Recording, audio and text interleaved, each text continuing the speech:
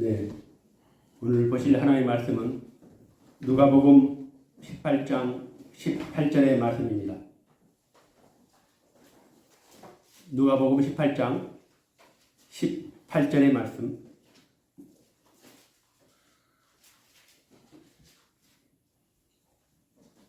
우리 이 말씀을 같이 공독하시겠습니다. 어떤 관리가 물어 이르되 선한 선생님이여 내가 무엇을 하여야 영생을 얻으리이까. 토요일날 주부가 미리 가기 때문에 주어 보시고 말씀을 아침에 교회 오셔서 찾아보시고 딱 책갈피 해서 예배 시간 쉽게 찾을 수 있도록 하시면 좋습니다. 그리고 한번 예배 전에 말씀 묵상하는 것도 참 좋습니다. 오늘 본문은 성경에 기록된 대로 한 관리가 예수님께 질문을 하며 시작합니다. 선한 선생님이여 내가 무엇을 하여야 영생을 얻으리이까. 어디서 많이 들었던 말씀이죠. 누가복음 10장에 한 바리새인이 비슷한 한글로 보면 약간 차이가 뭐냐면 무엇을 하여야 하는데 거기서는 어떻게 해야 영생을 얻을 수 있습니까? 라고 묻습니다. 물론 기억은 안 나시겠죠. 그때 영생에 대한 첫걸음이라는 주제로 이런 본문을 가지고 설교를 했습니다. 이 사복음서에는 이런 주제로 예수님에게 질문하는 사람들이 많았습니다. 때로는 바리새인, 어느 관리죠. 어떤 또 청년, 이런 식으로 많은 사람들이 예수님에게 영생에 대한 질문을 했습니다.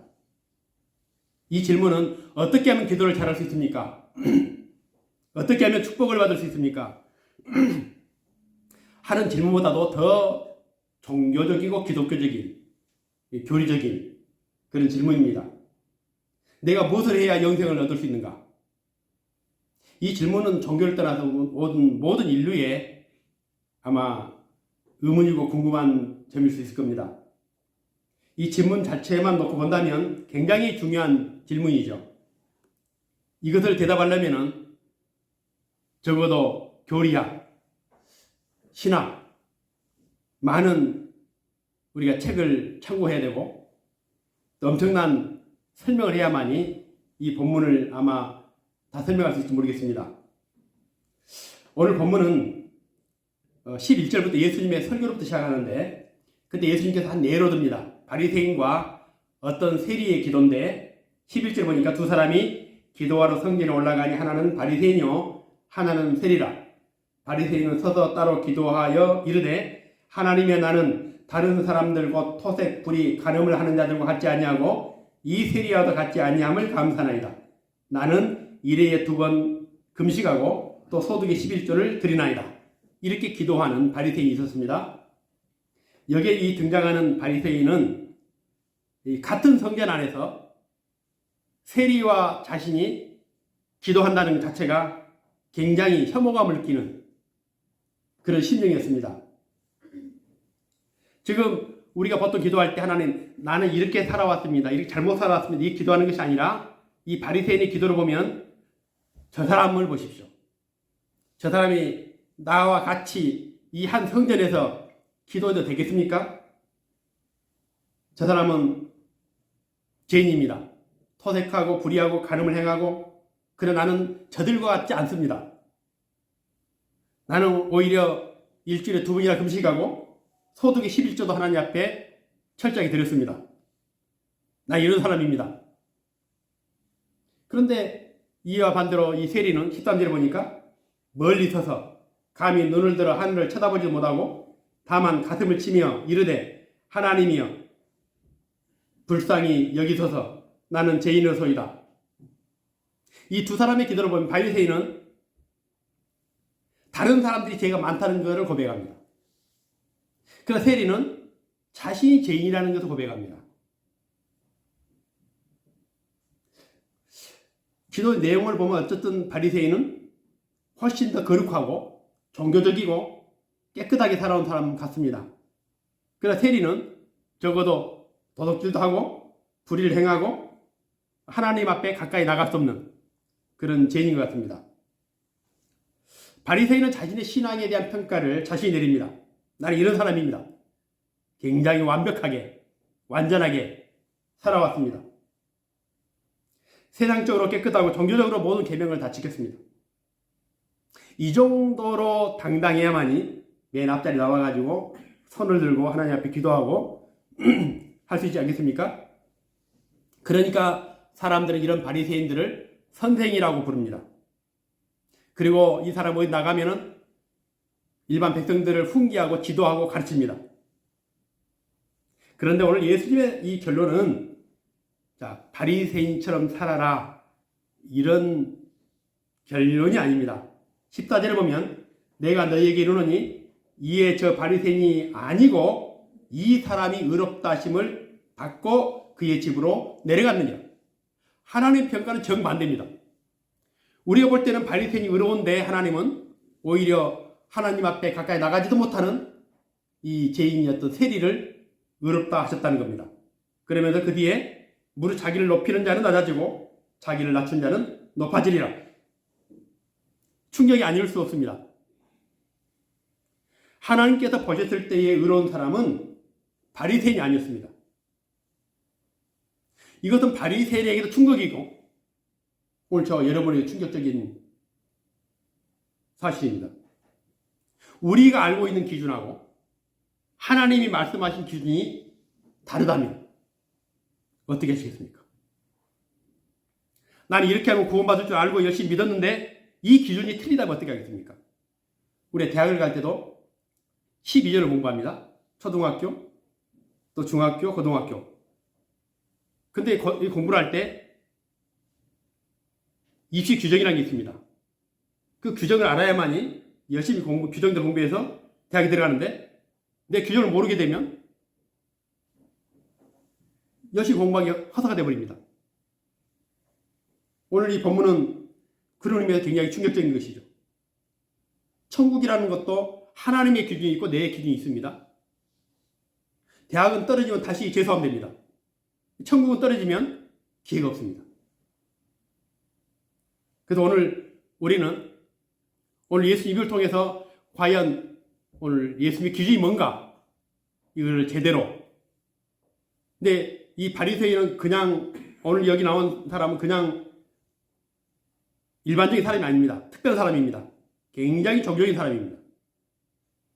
그런 사람들도 율법을 철저히 지켰던 사람도 그 기준이 하나님의 기준이 아니라면 우리는 더 말할 것도 없을 것입니다. 예수님은 공생애 때 어떤 모습이었냐면 굉장히 인자하셨습니다. 굉장히 자비로우신 분이었습니다. 내 잘못했어도 예수님이 나가서 그냥 얘기를 하면 예수님이 다 용서해 주시고 용납해 주시고 그런 분인 것처럼 보였습니다. 그런데 예수님께서 천국을 말씀하실 때는 굉장히 단호했습니다. 살아있을 때는 예수님 앞에서 죄인들을 따뜻하게 품어주시고 용서해 주셨던 그 예수님이 천국에 대한 말씀하실 때는 가차가 없었습니다. 주님 저를 모르십니까? 그럴 때 예수님 뭐라고 했습니까? 결단코 내가 너를 알지 못하노라. 이런 주님이 아니었거든요. 완전히 얼굴을 옛날 우리가 알고 있는 예수님 얼굴 아닙니다. 그러면서 뭐라고 말씀합니까? 이 무익한 종을 바깥 어두운 데에 내쫓으라. 거기서 풀피 울며 이를 갈리라. 그 손발을 묶어 바깥 어두운 데에 내던지라. 거기서 슬피 울며 이를 갈게 되리라. 이게 바로 예수님의 또 다른 모습입니다. 심판자의 모습. 정말 무섭습니다. 기회가 없습니다. 그렇다면 어떻게 살아가는 겁니까? 바리새인처럼 살지 말라는 겁니까? 그 나쁘다는 겁니까? 일회에 2번 금식하고 소득에 11조를 드리고 모든 율법을 다 지켰던 이 바리새인이 왜 나쁩니까? 의미 생기죠. 오늘 예수님의 설교 듣고 있던 관리가 오늘 보면 18절입니다. 질문을 할 수밖에 없습니다. 선한 선생님이여, 내가 그러면 무엇을 하여야 영생을 얻을 수 있습니까? 내가 그 자리에 있어도 아마 이런 질문을 했을 것 같습니다. 왜냐? 나 자신도 바리새인과 같이 살아왔는데 그 사람이 의롭다함을 받지 못한다면 나 역시도 의롭다함을 받지 못할 거 아닙니까? 그럼 주님의 기준이 뭡니까? 어떻게 살아야 됩니까? 여기서 영생이라는 헬라가 크레노모무스라는 단어입니다. 그러니까 내가 무엇을 해야만이 크레노모무스를 할 수 있습니까? 이런 뜻입니다. 이 단어를 얘기하는 이유가 있습니다. 이 크레노모무스라는 단어는 상속이라는 단어입니다. 여기서는 영생이라고 번역이 됐지만 원래 뜻은 상속입니다. 다시 한번 질문하겠습니다. 예수님께. 예수님, 내가 무엇을 해야 상속을 받을 수 있습니까? 이런 뜻입니다. 야고보서 2장 5절에 보면 이 단어가 이렇게 쓰입니다. 내 사랑하는 형제들아 들을지어다. 하나님이 세상에서 가난한 자를 택하사 믿음에 부요하게 하시고 또 자기를 사랑하는 자들에게 약속하신 나라를 상속으로 받게 하지 아니하겠느냐. 이때 이 상속이라는 단어가 오늘 나오는 영생이라는 단어 똑같은 크레노모무스라는 단어입니다.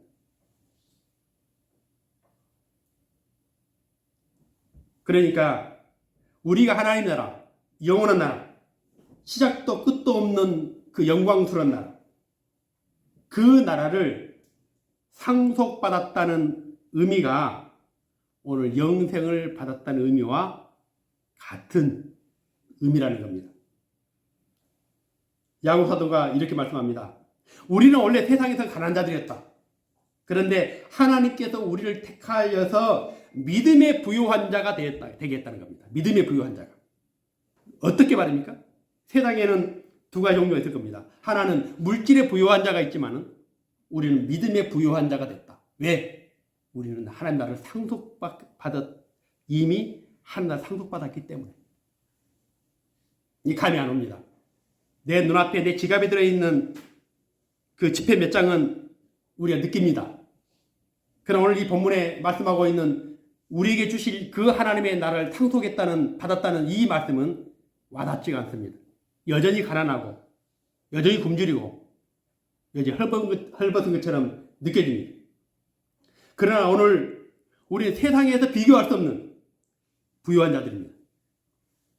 믿음의 눈이 열린 자들에게는 오늘 하나님 우리에게 부어주신, 약속하신 이 상속이 뭔지를 보게 될 겁니다. 금고석에 있는 수억, 수천억의 그런 돈보다도 더 귀한 하나님의 나라, 그 나라를 우리는 상속받았습니다. 유업으로. 그럼 우리 그런 자들입니다. 오늘 예수님 앞에 질문하고 있는 이 관리는 지금 자신이 무엇을 하면 그 나라를 상속받을 수 있는지 묻는 겁니다. 궁금해서 물을 수 있지만 속마음은 예수님, 제가 이 정도 살아왔다면 충분히 자격이 있지 않습니까? 아마 이런 의도였을 겁니다. 여기에 대해서 예수님께서 20절, 21절에 이렇게 말씀합니다. 우리 20절, 21절 같이 하시겠습니다. 내가 계명을 안 하니 간음하지 말라, 살인하지 말라, 도둑질하지 말라, 거짓 증언하지 말라, 내 부모를 공경하라 하였느니라. 여짜오되 이것은 내가 어려서부터 다 지켰나이다. 예수님이 더 이상 말씀할 수 없을 정도로 정말 대단한 관리였습니다. 나는 어렸을 때부터 이거 다 지켰습니다. 이것이 만일 하나님의 나라를 상속받는 조건이라면 걱정하지 마십시오. 나는 어렸을 때부터 모든 율법을 다 지켰고 이제 더 이상 나에게 무엇이 더 필요한지 말씀해 주십시오. 이런 자신감 참 부럽기도 합니다. 아마 예수님의 입에서 됐어, 이 정도면 됐어, 아마 이런 대답을 기대했을지 모르겠습니다. 우리의 기준으로 본다면 이런 사람은 구원을 받아야 되죠. 이런 사람은 영생을 얻어야 되고 상속을 당연히 받아야 되는 겁니다. 그래, 맞다. 정말 너는 괜찮은 사람이다. 너는 훌륭한 사람이다. 너 같은 사람이 영생을 얻지 못하면 누가 영생을 얻겠냐? 우리가 봐도 그렇게 보이지 않습니까? 그런데 우리 이제 중요한 거는 아까 말씀드린 기준입니다. 예수님의 기준이죠. 이런 사람이 영생에 합격을 해야 우리의 모델이 되는 거니까 아닙니까? 우리 그렇게 살면 되니까. 그런데 오늘 예수님은 22절부터 이렇게 말씀합니다. 예수께서 이 말을 들으시고 이르시되 너에게 아직도 한 가지 부족한 것이 있으니 내게 있는 것을 다 팔아 가난한 자들에게 나눠주라. 그리하면 하늘에서 내게 보화가 있으리라. 그리고 와서 나를 따르라 하시니 그 사람이 큰 부자이므로 이 말씀을 듣고 심히 근심하더라. 오늘 갑자기 종교적인 교리적인 문제에서 삶의 문제로 바뀌어버렸습니다. 지금 오늘 성경 기자는 이 사람이 그냥 관리가 아니라 돈이 많은 부자 관리, 큰 부자라고 설명하고 있습니다. 자기는 지금 모든 계명을 다 철저하게 익혔는데 예수님께서는 너에게 부족한 것이 하나 있는데 부자는 천국에 들어갈 수 없다. 너의 모든 것을 다 팔아가지고 가난한 자에게 나눠줘라. 낙타가 바늘기에 들어가는 것보다 부자가 하나님 나라에 들어가는 것보다 그것이 더 쉽다. 야, 정말 더 혼란스럽습니다. 왜 예수님께서 이 부자 간원에게 이런 말씀을 하셨을까? 부자 간원은 지금 우리가 궁금했던 이 교리적인 겁니다. 기독교 교리적인 것. 어떻게 하면 영생을 얻을 수 있습니까? 그런데 예수님은 부자 간원에게 교리가 아니라 삶의 윤리로 말씀을 합니다.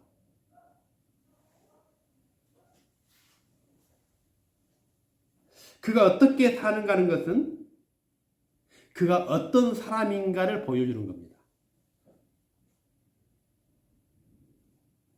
오늘 설교를 제가 딴 날처럼 쉽지가 않았습니다. 오늘 아침까지, 새벽까지 정리가 안 됩니다. 솔직히 그냥 교리적인 것 같다고 설명하면 되는데 읽다 보면 계속 내 의도와는 다르게 왜 그랬을까? 그래서 제가 아침에도 여기 앉아서 기도하면서 하나님 아직도 깨닫지 못하게 있으면 설교하다가 깨달아지게 해주십시오. 그렇게 기도했습니다. 그 사람이 어떤 사람인가 하는 것은 그가 어떻게 사는가를 보면 합니다.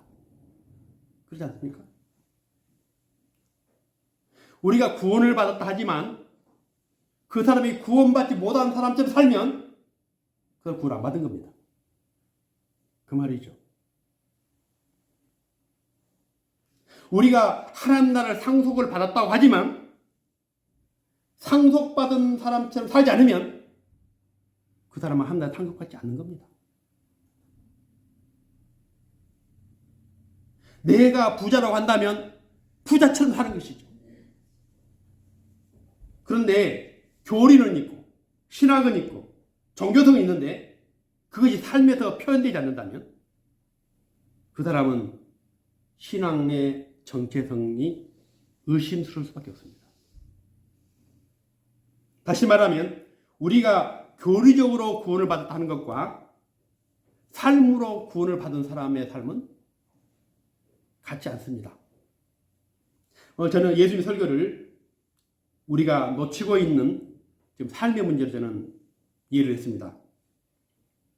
상과 무관한 종교, 삶에서 표현되지 않는 교리는 죽어있는 신앙입니다. 나는 이렇게 기도하고 이렇게 교리를 지키고 이렇게 율법을 지키고 그러나 그것이 내 삶으로 나타나지 않으면 그 죽어있는 것이죠. 우리가 부자라면 부자로 사는 법을 알아야 됩니다. 근데 모릅니다.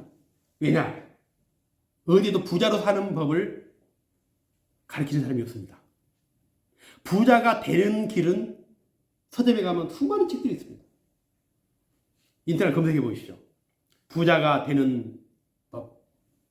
보면은 저는 서점을 안 가봤지만 제가 검색해 보니까 책 제목입니다. 부자가 되는 방법. 부자가 되는 과학적인 방법. 부자가 되는 6가지 방법. 부자가 되는 7가지 방법, 또 벼락부자가 되는 21가지 방법, 이런 책들이 엄청나게 많습니다.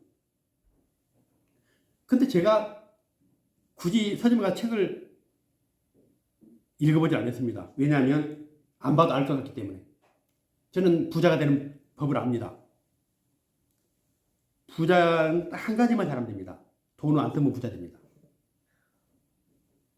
돈 안 쓰면 부자가 되는 거죠. 부자 되는 것은 간단합니다. 어렵지 않습니다. 부자의 기준이 뭡니까? 오늘 아침 신문이 나왔더라고요. 신문에. 오늘 아침에 부자들을 대상으로 물어봤습니다. 그러니까 부자가 되려면 돈이 얼마나 되느냐. 그러니까 부자들이 뭐라 하는지 아십니까? 100억을 얘기했습니다. 100억이 있으면 거기다가 연소득이 3억 정도 되면 이거 부자다. 근데 이제 일반 사람들에게 이제 물어봤습니다. 한 2달 전에 그 잡코리아라는 거기서 이제 나온 얘기인데, 일반 사람들한테 부자의 기준이 뭐냐 그러니까 40억이 되면은 있으면 부자다. 그러면 당신은 평생 얼마나 모을 수 있겠냐 물어보니까 한 10억 정도. 그래서 평생 우리는 부자가 되지 못하고 부자가 되려고 하다가 죽는다는 겁니다. 그럼 우리는 늘 내가 부자가 아니기 때문에 부자처럼 살 수가 없는 겁니다. 늘 가난하죠. 돈이 없죠. 쪼들리죠. 교회도 그래서 늘 예수 믿고 부자 되는 걸 꿈꿉니다. 목사님들의 설교는 이 성도들의 갈증을 알기 때문에, 자, 믿음대로 되십시오. 내 영혼이 잘 된까지 내가 범사가 잘 되고 강건하기를 내가 축원하노라 하면서 막 그냥 물질의 축복에 대해서 늘 하나님의 약속인 것처럼 말씀합니다. 제가 오늘 이 본문을 설교하면서 특별히 야고보서 2장을 내가 비교해 설교하는 이유가 있습니다. 우리가 놓치고 있는 중요한 문제이기 때문입니다. 우리는 이미 부유한 자입니다. 이미 부자입니다. 세상은 돈으로 부자의 기준을 정하지만 우리는 그렇지 않습니다. 하나님께서 우리를 선택하셔서, 가난한 우리를 선택하여서 믿음의 부유한 자가 되게 하셨다. 굉장히 중요한 말씀이죠. 소위 말하는 것처럼 두 종류의 부자가 있는데, 하나는 물질이 부유한, 그리고 또 하나는 믿음이 부유한 부자. 돈이 많은 부자는 돈으로 할 수 있는 거 다 합니다. 근데 여러분, 돈으로 할 수 있는 게 많은 것 같죠? 그런데요, 돈을 가지고 있는 자들도 돈으로 다 못 해가지고 결국에는 인생이 불행합니다.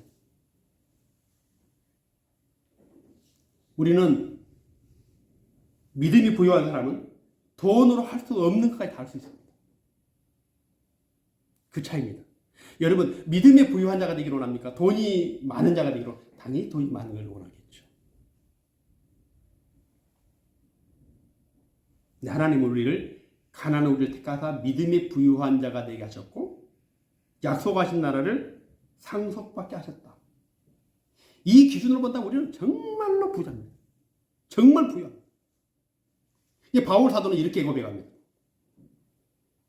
골로새 4장 12절에 보면, 나는 비천에 취할 줄도 알고 풍부에 취할 줄도 알아 모든 일에 곧 배부름과 배고픔과 풍부와 궁핍에 처할 줄 아는 일체의 비결을 배웠노라. 내게 능력 주시는 자 안에서 내가 모든 것을 할 수 있느니라. 내게 능력 주시는 하나님 안에서 내가 막힘없이 거침없이 모든 것을 할 수 있다고 고백합니다. 바울이 선교하면서 돈이 없어서 선교를 못 해본 적이 없습니다. 바울이 선교를 하면서 어떤 인맥이 없어가지고 선교를 못한 적이 없습니다. 오늘 바울이 경험한 하나님은 그 선교를 하면서 내게 능력 주시는 내가 모든 것을 다 할 수 있다. 난 돈이 없지만은, 난 권력이 없지만은, 난 인맥이 없지만은 하나님 나와 함께 하신다면 나는 못할 일이 없다. 이렇게 사는 사람도 얼마나 있습니까? 삼성그룹 총수가 이렇게 살아봤습니까? 모든 걸 다 했습니까? 그러나 오늘 바울은 땡전 한 번 없었지만은 그의 삶을 되돌아보면, 이 골로새서는 사실 유언서입니다. 바울이 마지막 죽기 전에 쓴 유언서입니다. 그때 뭐라 했냐? 내 삶을 돌아보니까 나는 능력 주시지 않아서 내가 못할 것이 없다. 얼마나 부유하게 살았습니까? 아시아, 유럽을 수없이 다니면서 수많은 교회를 세웠습니다. 그러니까 바울을 보면은 정말 부유한 자의 삶을 산 겁니다. 며칠 전 이런 뉴스가 나왔습니다. 아실 겁니다. 어떤 분이 이 주차장을 관리를 하시는데 그 주차장 한켠에 6평짜리 조그마한 컨테이너 하나를 놓고 거기서 주차장 관리하시는, 거기서 이제 숙식도 하고 음식도 만들어 먹고. 근데 이분이 이제 죽었습니다. 죽었는데 알고 보니까 이분이 2천억대의 재산을 가지고 있는 분이에요. 어마어마한 그 빌딩. 그 74년도에 그 땅을 샀는데 그 허허벌판에 그냥 땅을 산 겁니다.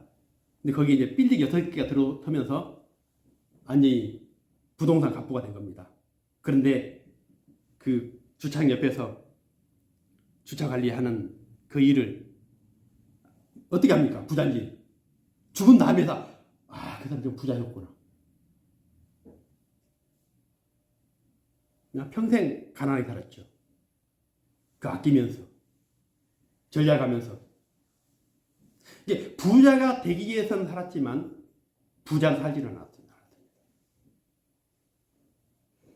오늘 예수님께서 이 관리에게 말합니다. 먼저 가지고 있는 재산을 팔아서 가난한 자들에게 나눠주라. 그러면 하늘에서 내게 보화가 있으리라.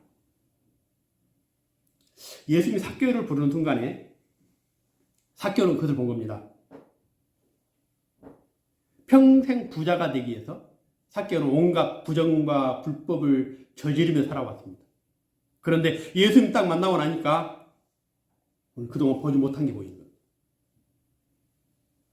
그러니까 시키지 않았는데, 강요하지 않았는데 예수님께 이렇게 말합니다. 주님, 내가 내 소유의 절반을 팔아서 가난한 자들에게 주겠습니다.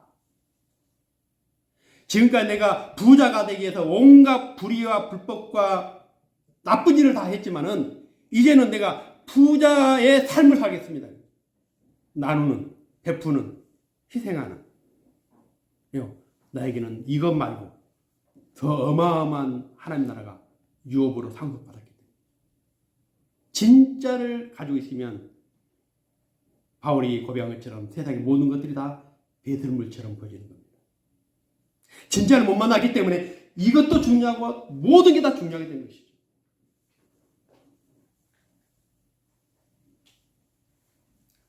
우리가 이 하나님 나라 상속받는다는 것이 여러분 잘 아시죠?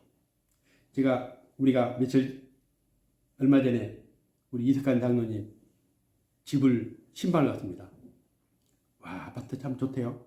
요즘 그렇게 기가 막히게 아파트를 짓습니다. 그래서 제가 고민을 많이 한 게, 옛날에 여기 살 때는요, 그 집에 온갖 그 잡동사니들이 굉장히 많았거든요.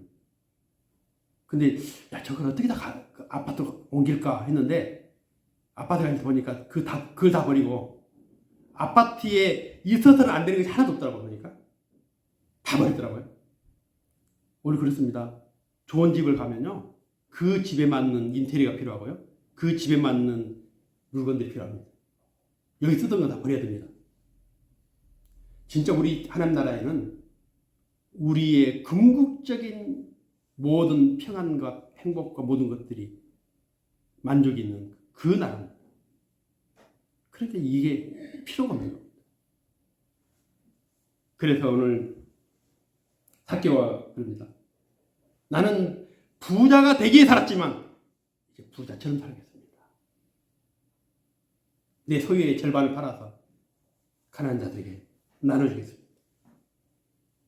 우리가 지난 2, 3년 동안 교회에 어려움을 많이 겪었습니다.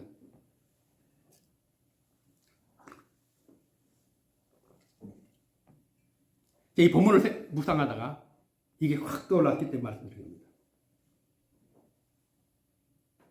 뱀처럼 사악한 한 인간이 작정하고 교회에 들어왔습니다. 우린 그의 본질을 잘 보지를 못했습니다. 그의 목적은 처음부터 돈이었습니다. 돈을 위해서 동조자들을 끌어들였습니다. 교회 안에서 조폭을 동원하고 돈을 받아서 나눠줄 테니까 동참하라고. 말도 안 되는 그 일에 동참을 했습니다. 우리는 그만큼 물질이 취약합니다. 왜요? 가난하기 때문에. 아직도 가난하다고 생각하기 때문에. 하나님께서 우리에게 믿음의 부여를 주시고 내가 원하는 것, 내가 구하는 모든 것을 부어주시고 풍족하게 해주시고 바울처럼 내게 능력 주신 자한테 모든 것을 할 수 있다는 이런 믿음이 없기 때문에 그러나 착한 자가 돈을 주겠다는 말에 다 넘어갔습니다. 그게 우리 실체입니다. 인간의 약함입니다. 제 기도했습니다. 하나님, 어떻게 하시겠습니까? 저 잊어버린 줄 알았습니다. 나만 잊어버린 된 줄 알았습니다. 하나님이 생생하게 기억합니다. 내가 기도 중에 내가 너무 충격을 받아가지고 내가 새벽 4시에 내가 불을 켜 나왔습니다. 하나님 그들을 어떻게 하겠습니까? 어떻게 하시겠습니까? 차마 말씀 못 드리겠습니다. 지켜보십시오. 하나님이 그 모든 것 하나하나를 다 기억하고 있습니다. 우리가 마치 하나님 나라가 없는 것처럼 살았던 우리의 삶이 심판의 대상이 될 수 있습니다. 이렇게 살아도 되겠습니까? 괜찮아. 나는 하나님 나라가 있어. 나는 그날 상속받았어. 이 물질 중요하잖아. 이렇게 산다면 누가 나를 물질로 흔들겠습니까? 누가 돈으로 날 유혹하겠습니까? 이 나라가 없기 때문에 우리는 돈의 유혹에 넘어가게 되는 것이죠. 누가 사기를 당한 줄 아십니까? 부자들이 사기당합니까? 부자들은 사기 안 당합니다. 왜요? 네가 삼성의 이재용 만나가지고 돈으로 유혹한다고 이재용이 넘어올 줄 압니까? 안 넘어갑니다. 자기 돈인데 뭐 내 돈 몇 푼에 유혹당합니까? 없는 사람들이 사기당하는 거죠.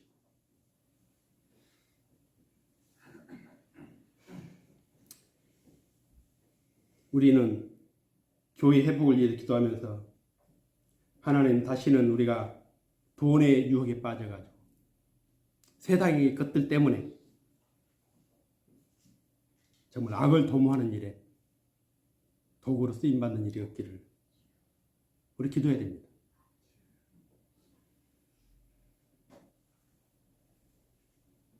하나님께서 큰 찜기를 이렇게 보여주시는데 거기에 그 사악한 울그는 뱀들을 싹 집어넣고 난 삶을 줄 알았거든 하나님께서.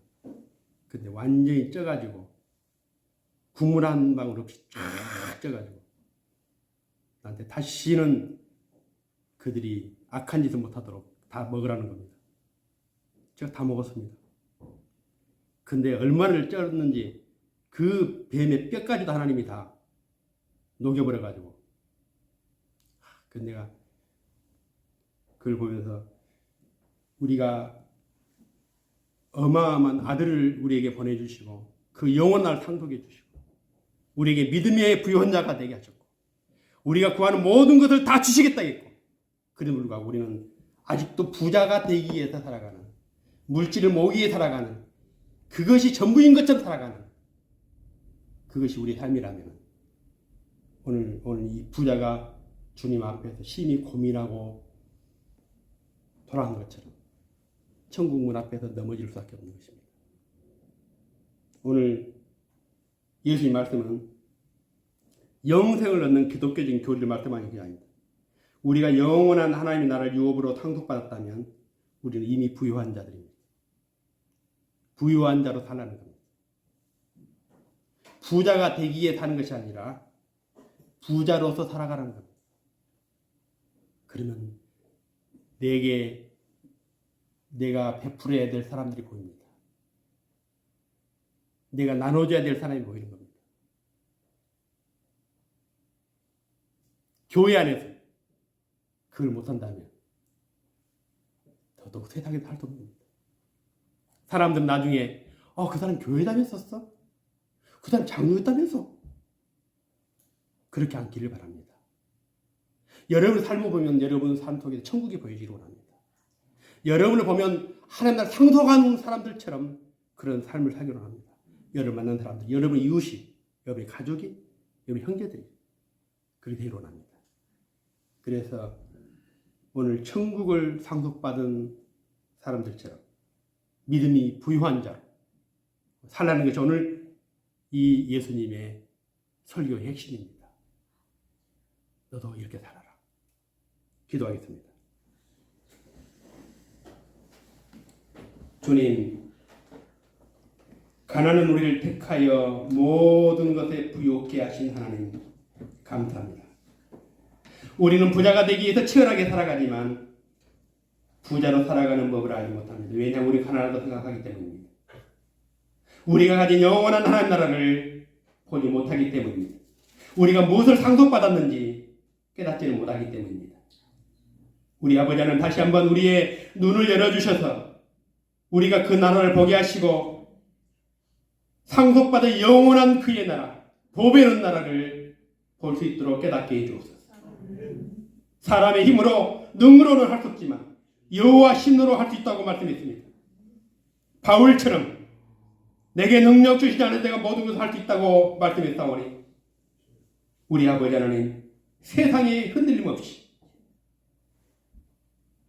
악에 유혹당하지 않고 천국을 소유한 백성으로 오늘 우리의 삶에서 천국이 나타나고 상속받은 자의 그런 모습이 표현될 수 있도록 아버지 축복하여 주옵소서.